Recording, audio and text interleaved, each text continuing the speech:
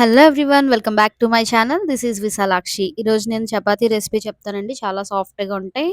ముందుగా ఒక గిన్నెలో పిండి తీసుకోండి. దీనికి క్వాంటిటీస్ అవసరం లేదు. మీకు ఎంత కావాలంటే అంత చపాతీ పిండి తీసుకోండి. దాంట్లో సరిపడినంత సాల్ట్ యాడ్ చేసుకొని ఒకసారి మిక్స్ చేసుకోండి. మిక్స్ చేసుకున్న తర్వాత కొంచెం కొంచెం వాటర్ వేసుకొని కలుపుకోండి. ఒకేసారి వాటర్ వేసేయద్దు. కొంచెం కొంచెం వాటర్ వేసుకొని కలుపుకోండి. ఇప్పుడు నేను చూపిస్తున్న కన్సిస్టెన్సీలో వస్తుంది పిండి, అలా రావాలి. మరీ పల్చగా చేసుకోకండి, మరీ గట్టిగా ఉంచేసుకోకండి, మీడియంగా ఉండాలి. చూపిస్తాను చూడండి. ఇలా కొంచెం కొంచెం వాటర్ వేసుకొని మిక్స్ చేసుకొని కొంచెం ఆయిల్ యాడ్ చేసుకొని ఇంకొకసారి మిక్స్ చేసుకోండి 2, 3 సార్లు. మీరు కలుపుకోవడంలోనే మన చపాతీలు బాగా వస్తాయండి, పొంగుతూ చక్కగా. చూస్తున్నారు కదా, ఇలా ఉండాలి పిండి. ఇప్పుడు మనం ఇలా పక్కకు పెట్టేసుకుందాం, కొంచెంసేపు నానబెట్టేస్తాం. పక్కకు పెట్టేసుకున్నాక మళ్ళీ కొంచెంసేపు అయిన తర్వాత తీసుకొని ఒకసారి బాగా మిక్స్ చేసుకోండి. ఎంత బాగా మిక్స్ చేసుకుంటే అంత బాగా పొంగుతూ చపాతీలు బాగా వస్తాయన్నమాట.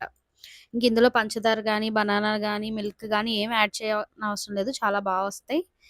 చూడండి, నాకు ఇన్ని చపాతీలు కావాలి కాబట్టి అవి నేను తీసుకుంటున్నాను. మిగిలింది పిండి స్టోర్ చేసుకుంటాననమాట. ఇలా చపాతీలు ఒత్తేసుకొని మధ్యలో ఆయిల్ రాసుకొని ఫోల్డ్ చేసుకోండి. 4 ఫోల్డ్స్ వేసుకొని మళ్ళీ చేసుకొని, ఈ ఫోల్డింగ్ దేనికంటే మనకి లేయర్స్ కింద వస్తాయి చపాతీలు. చూపిస్తాను చూడండి ఇప్పుడు. మరి పల్చగా ఒత్తేసుకోకండి, అలాగని మరి గట్టిగా ఒత్తేసుకోవద్దు. ఒక మీడియంగా చపాతీ ఒత్తుకోండి. చూడండి, అప్పుడు ఇలా చక్కగా పొంగుతూ వస్తాయి. పెనం కూడా బాగా హీట్ అవ్వాలి. బాగా హీట్ అయిన తర్వాతే వేసుకోండి పెనం మీద. చూస్తున్నారు కదా ఎంత బాగా వస్తున్నాయో. హాట్ డిష్‌లో వేసి స్టోర్ చేసుకోండి, మెత్తగా ఉంటాయి. ఏంటంటే సైడ్‌కే పెట్టండి మూత. ఫుల్‌గా వేడిగా ఉన్నప్పుడు మనం ఫుల్ మూత పెట్టేస్తే వాటర్ వచ్చేస్తది కాబట్టి. చూడండి, ఇంకో చపాతీ చూపిస్తున్నాను.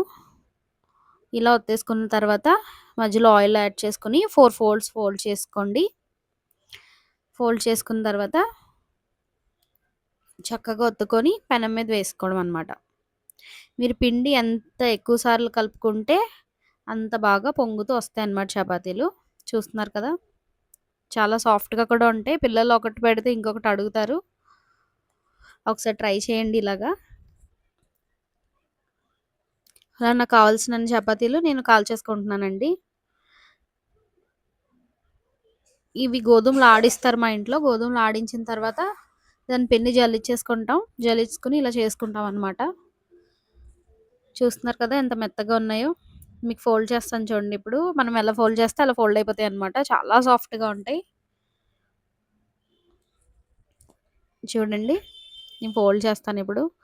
చూస్తున్నారు కదా, దీన్ని బట్టి మీకు చపాతీలు ఎంత సాఫ్ట్‌గా వచ్చాయో అర్థమైపోతుందనమాట. లేయర్స్ అనమాట. మనం ఫోల్డ్ చేసుకున్నాం గదా, లేయర్స్ కింద వస్తే ఒకటి చింపి చూపిస్తాను. చూడండి ఎంత మెత్తగా ఉన్నాయో. అందరూ చాలా ఇష్టంగా తింటారు. పెద్దవాళ్ళు కూడా బాగా తింటారు. చపాతీలు ఇలా చేసుకుంటే చాలా బావుంటాయి. ఒకసారి ఇలా ట్రై చేయండి. దీంట్లోకి నేను కొంచెం పొటాటో కర్రీ చేశానండి. ఆ రెసిపీ ఏమి అప్‌లోడ్ చేయట్లేదు, క్వాంటిటీ కొంచెమే కాబట్టి. ఓకేనండి. మీకు నేను చేసిన చపాతీలు నచ్చినట్లయితే నా ఛానల్ సబ్స్క్రైబ్ చేసుకోండి. మీకు ఇంకా ఏమైనా రెసిపీస్ కావాలంటే చెప్పండి, చేసి పెడతాను. Thank you for watching. Please like, share and subscribe my channel.